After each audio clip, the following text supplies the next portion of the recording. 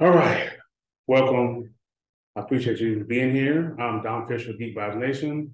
And for those listening, I know this is not the usual interview format, but it's cool with me. It does like an interrogation a little bit. You know, like.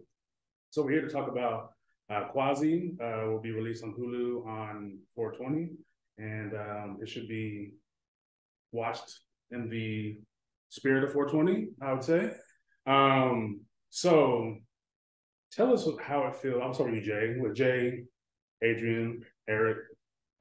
Jay, tell us a little bit about how it feels to like finally be able to get this script done, made. I know it's been what 25, almost 30 years having it written.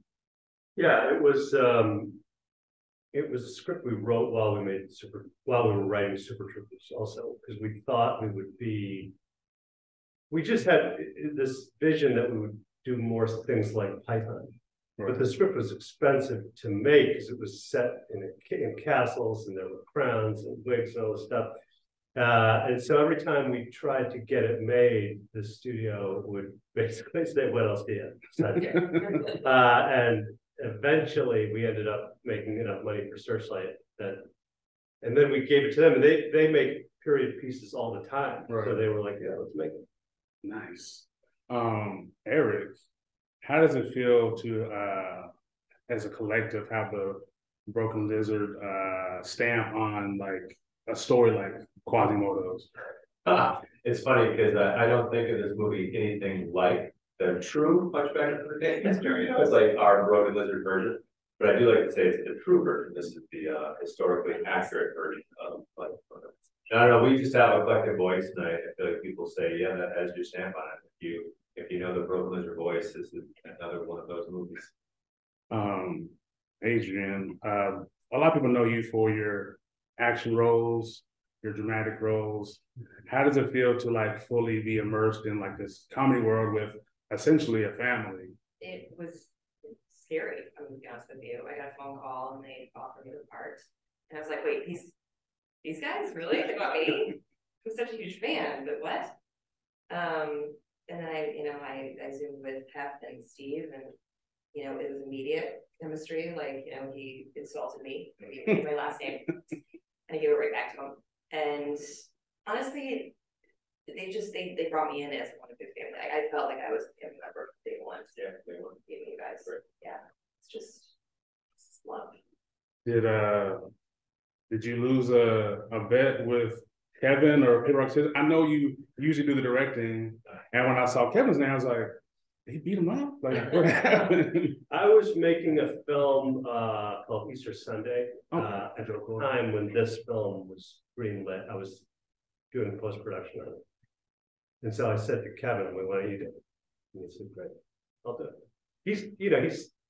He directed one of our other films, and he's directed over 20 episodes of the Home FD. So he did a great job. Yeah, great job. Yeah, he did a great job. Did I see some of his kids in the movie? Yeah, really. Okay. Sometimes we're so collaborative, like if Jay's directing and he's in front of the camera, which is a lot, some of that kind of stuff behind that. He and Kevin and Jay are in the edit room a lot together. So it was a very natural, organic feel to have Kevin as well. How does that collaborative process work? Like when you all get in a room, you have this idea, and this one, since it's already been kind of laid out, is it like your idea, we'll leave it yours, or is it kind of a, pull out the hat and see what? No, I mean, we go over every single line in the script and make sure that whoever's reading that line, that we think it's funny or, story advancing. And we write 30 drafts of these scripts. We go over every single thing. That was amazing to be a part of as an actor, because normally you're just an actor and I'm in the writer's room. But every time there was a change in the script, we'd have a table read, and then you guys would talk about it. And I got to be privy to all this. It was just so cool to watch. No, that's funny, or no, that's funny. Yeah. I mean, you're writing up to the minute you're shooting, even though when you're shooting, you're like kind of writing each time and creating lines. So who has the affinity for oysters, or was it always there? Well, Steve let me work at a fish restaurant.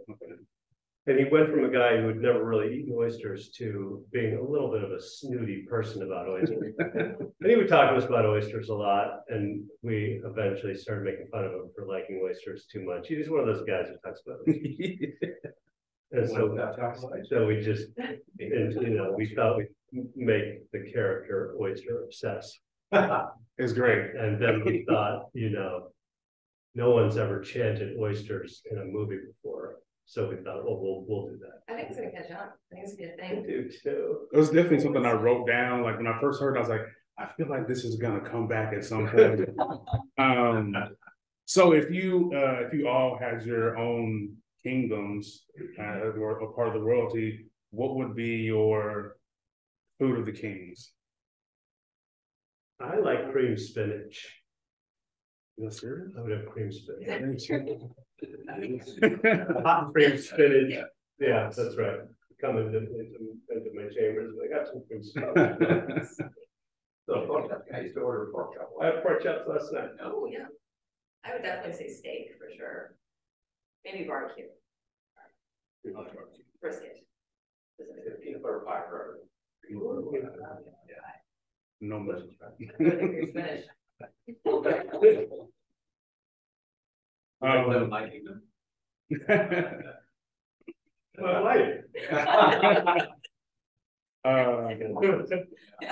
With the costumes being so elaborate, like was there any point where you're like, I'm gonna wear this home, I'm gonna be the king when I go home and talk like that, I'm gonna be the queen, I'm gonna get taller and short. I mean, it's really funny when I was thinking about it, I was like, yeah, the accents, the wardrobe, it is something that, like, I guess if you're immersed in it for so long, you kind of want to use it on your friends a little bit. And sure, walk around the house, having breakfast, just wearing, Tira. Yeah. It's nice to wear a crown. It goes to your head quickly. Yeah. You really start to feel like people better do what I have to say. I'll be honest with you, my inspiration to become an actress was Princess Buttercup. So I think Princess Bride is a perfect movie.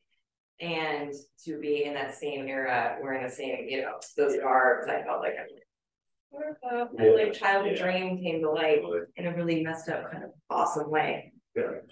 I was pretty eager to shed my burlap. Yeah. You like that? It was pretty nasty. Or see-through. My character was kind of like that evil prince and princess. Yeah. Like Yes. just a total dimwit. Channeled the six-fingered man. Yeah, he did. There were moments I was like, he looks like a spruce. So lastly, with the hump on the hunchback being kind of this, to me, reasons like just like an insecurity that we all have. Is there something in your life that you related to this character that might have been your insecurity at one point and you overcame it? Not to Steve, but I would say, everybody has a hump, right? Everyone has their own hump of some sort or other. It's a 0 to hero movie. Yeah. Plays an everyman and gets the girl. Exactly. He's the hero. Yes. He's the bully who gets the girl. Well, I appreciate the time. Quasi will be on Hulu on April 20th.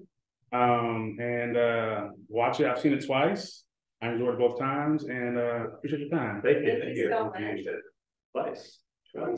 Nice. You gotta see it again.